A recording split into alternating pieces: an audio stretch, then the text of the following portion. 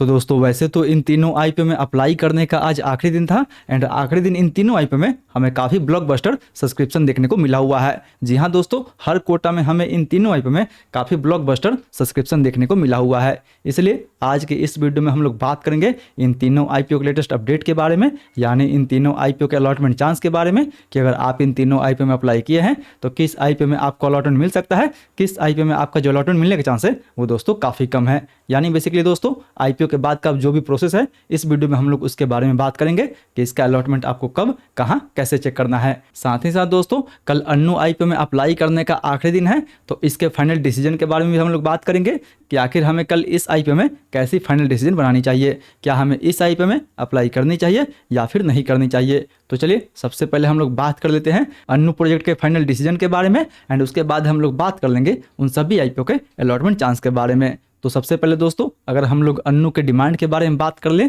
तो फिलहाल आपको मार्केट में तो इस आईपीओ का उतना ज़्यादा डिमांड देखने को नहीं मिल रहा है, जहां की अभी फिलहाल दूसरे आईपीओ को डिमांड देखने को मिल रहा है। यानी अगर इसके ग्रे मार्केट डिमांड भी देखा जाए तो इसके जीएमपी में लगभग हमें 8% के आसपास ही गेन देखने को मिल रहा है। अगर बात कर ले दोस्तों सब्सक्रिप्शन के बारे में तो वैसे तो आईपीओ काफ़ी छोटा है एंड ऑलरेडी दूसरा दिन बीत चुका है, बट दोस्तों दूसरे दिन ही इस आईपीओ को उतना बेटर सब्सक्रिप्शन हमें देखने को नहीं मिला हुआ है। जी हाँ दोस्तों, आज दूसरा दिन हो चुका है एंड दूसरा दिन इस आईपीओ में केवल और केवल जो क्यूआईबी का कोटा है वही आपको फुल सब्सक्रिप्शन देखने को मिलेगा। बाकी इसका अभी retail quota and even HNI quota अभी आपको पूरा भी नहीं भरा हुआ है। यानी जहां इसका क्यूआईबी कोटा 1.16 टाइम्स के आसपास तक भरा हुआ है एंड रिटेल कोटा 80% के आसपास एंड इवन दोस्तों एचएनआई कोटा इस आईपीओ का 90% के आसपास तक दूसरे दिन ही भरा हुआ है। हालांकि इसमें क्यूआईबी के लिए 10% के आसपास ही कोटा दिया गया था, बाकी 50% कोटा रिटेल के लिए रिजर्व रखा गया था एंड इवन दोस्तों 40% जो कोटा है वो क्यूआईबी के लिए रिजर्व रखा गया है। यानी देखा जाए तो बड़े इंस्टीट्यूशंस का इसमें आपको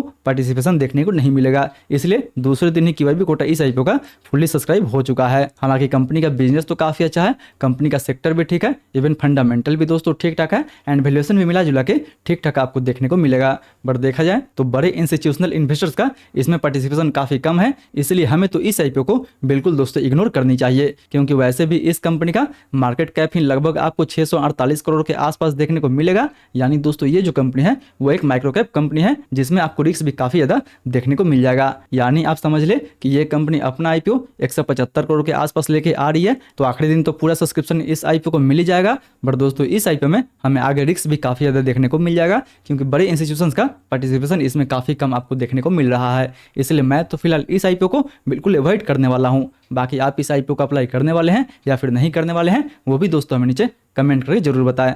वहीं अब बात कर ले इन तीनों आईपीओ के अलॉटमेंट चांस के बारे में, तो फिलहाल दोस्तों तीनों आईपीओ को तो सब्सक्रिप्शन काफ़ी बेटर मिला हुआ है। अगर बात कर ले सिम बायोटेक के बारे में तो इसको टोटल आज 75 टाइम्स के आसपास तक सब्सक्रिप्शन मिला हुआ है, जिसमें अगर क्यूआईबी कोटा के बारे में बात कर ले तो क्यूआईबी कोटा इस आईपीओ का लगभग 181 टाइम्स के आसपास तक सब्सक्रिप्शन मिला हुआ है। एचएनआई कोटा इस आईपीओ का ऑलमोस्ट दोस्तों 78 टाइम्स के आसपास तक भरा हुआ है, जबकि इसमें भी अगर बात कर ले big HNI and small HNI के बारे में तो बिग एचएनआई वही इसका एप्लीकेशन वाइज 18 गुना यानी 18 टाइम्स के आसपास तक एंड इवन दोस्तों स्मॉल एचएनआई इसका लगभग 56 टाइम्स यानी 56 गुना के आसपास तक भरा हुआ है। अगर बात कर ले उसी में रिटेल कोटा के बारे में तो दोस्तों एप्लीकेशन वाइज रिटेल कोटा इस आईपीओ का 12 गुना के आसपास तक भरा हुआ है। यानी आईपीओ का साइज लगभग 1757 करोड़ के आसपास तक रखा गया था एंड सोच ही सकते हैं कि आखिरी दिन इस आईपीओ को 75 टाइम्स के आसपास तक सब्सक्रिप्शन मिला हुआ है। यानी किस कदर इस आईपीओ का डिमांड हमें देखने को मिल रहा है। वहीं अगर बात कर ले इसके जीएमपी के बारे में तो फिलहाल दोस्तों इसके ग्रे मार्केट में थोड़ा बहुत हमें गिरावट देखने को मिल रहा है।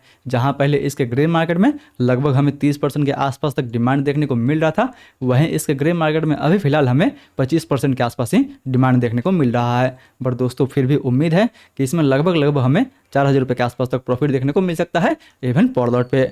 वहीं अगर बात कर ले स्काईवेज एयर के बारे में तो आईपीओ का साइज लगभग 583 करोड़ के आसपास रखा गया था एंड तीसरे दिन भी इस आईपीओ को लगभग वही 71 टाइम्स के आसपास तक सब्सक्राइब कर दिया गया है, जिसमें क्यूआईबी कोटा इस आईपीओ का 140 टाइम्स यानी 140 गुना के आसपास तक भरा हुआ है। एचएनआई कोटा इस आईपीओ का लगभग वही 87 टाइम्स यानी 87 गुना के आसपास तक। अगर बात कर ले इसी में दोस्तों small and even big HNI के बारे में तो बिग एचएनआई का कोटा ऑलमोस्ट 19 गुना के आसपास तक। एंड इवन दोस्तों स्मॉल HNI का जो कोटा है वो 76 गुना यानी 76 टाइम्स के आसपास तक भरा हुआ है। अगर बात कर ले ओवरऑल रिटेल कोटा के बारे में, तो रिटेल कोटा दोस्तों इस IPO का एप्लीकेशन वाइज 22 गुना के आसपास तक भरा हुआ है। यानी अगर आप शेयर वाइज देखते हैं तो शेयर वाइज तो रिटेल कोटा लगभग आपको 25 गुना के ऊपर ही सब्सक्रिप्शन देखने को मिल जाएगा, बट दोस्तों एप्लीकेशन वाइज 22 गुना के आसपास तक सब्सक्रिप्शन देखने को मिला हुआ है। हालांकि दोस्तों मोस्ट इंपॉर्टेंट अगर बात कर ले हाईटेक के बारे में, तो हाईटेक IPO का तो साइज काफी छोटा था, लगभग 136 करोड़ के आसपास, बट इस IPO को सब्सक्रिप्शन भी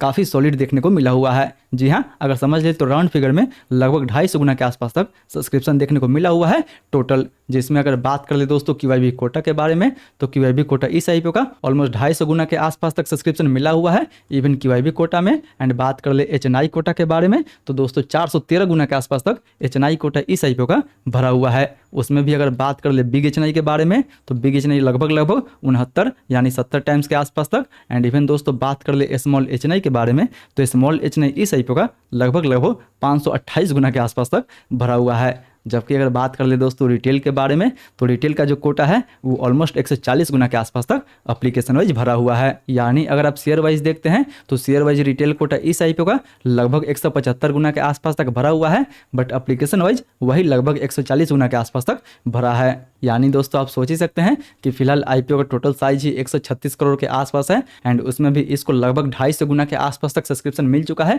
यानी किस कदर से इन तीनों IPO का मार्केट में हमें डिमांड देखने को मिला हुआ है। हालांकि इन सारे फैक्टर को देखते हुए बात कर ले इन तीनों IPO के अलॉटमेंट चांस के बारे में, तो दोस्तों सिम बायोटेक में जो अपना अलॉटमेंट चांस रहने वाला है वो ऑलमोस्ट 8 से 9% के आसपास रहने वाला है। जी हाँ दोस्तों, रिटेल कोटा में किसी 12 लोगों में से किसी एक को इस IPO का अलॉटमेंट देखने को मिल जाएगा। यानी अगर आप दोस्तों सिम बायोटेक में रिटेल कोटा में अप्लाई किए हैं तो किसी 12 लोगों में से एक को अलॉटमेंट देखने को मिल जाएगा। बात कर ले 100 लोगों में से, तो 100 लोगों में से किसी 8-9 को इस IPO का अलॉटमेंट आपको देखने को मिल जाएगा।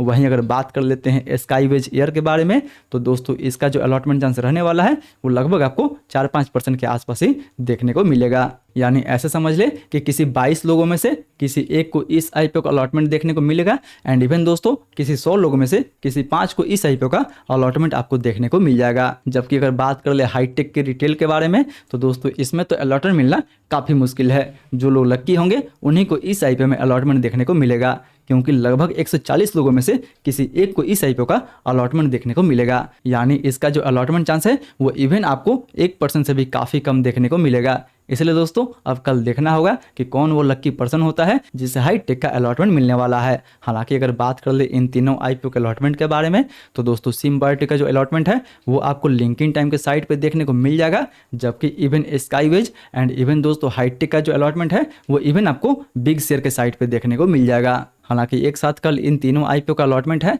तो अब देखना होगा कि किसको कौन से IPO में अलॉटमेंट देखने को मिलता है। हालांकि अगर बात कर ले इन तीनों IPO के लिस्टिंग गेन के बारे में, तो दोस्तों तीनों IPO में हमें काफ़ी अच्छा खासा लिस्टिंग गेन्स देखने को मिल सकता है। इसलिए दोस्तों आप कौन से IPO में अप्लाई किए हैं, कौन से कोटा में अप्लाई किए हैं, वो आप हमें नीचे कमेंट करके जरूर बताएं। बाकी बात दोस्तों ये तो था मेरा पूरा व्यू इन तीनों IPO के अलॉटमेंट चांस को लेकर, एंड इवन दोस्तों अन्नू प्रोजेक्ट के फाइनल डिसीजन को लेकर। मे भी आपका व्यू हमसे अलग हो सकता है, इसीलिए आप जो भी डिसीजन ले अपना रिस्क एंड अपना एनालिसिस लगाने के बाद ही ले। आई होप दोस्तों वीडियो आपको इन्फॉर्मेटिव लगा होगा। अगर वीडियो अच्छा लगे तो वीडियो को लाइक करें एंड अपने दोस्तों के साथ भी जरूर शेयर करें। बाकी बात फिर मिलते हैं दोस्तों अगले वीडियो में। तब तक स्टिल दोस्तों अभी फिलहाल मार्केट में बहुत सारा IPO ओपन होने वाला है। स्टिल आप उन सभी IPO का फुल रिव्यू नहीं देखे हैं तो ऊपर वाले इन सारे वीडियो को टैप करके इन सभी IPO का आप फुल रिव्यू देख सकते हैं।